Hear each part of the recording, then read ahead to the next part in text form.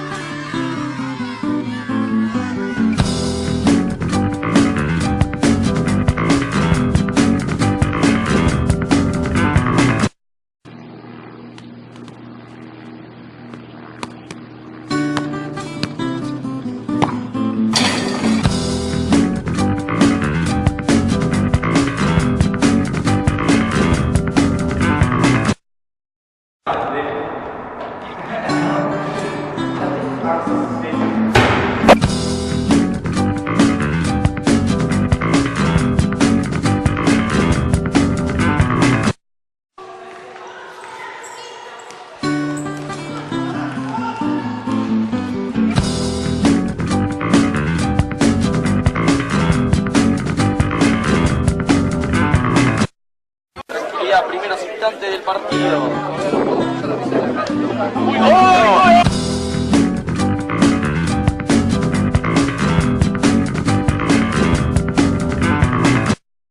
Atención, buena pelota, atención, es el segundo, el centro.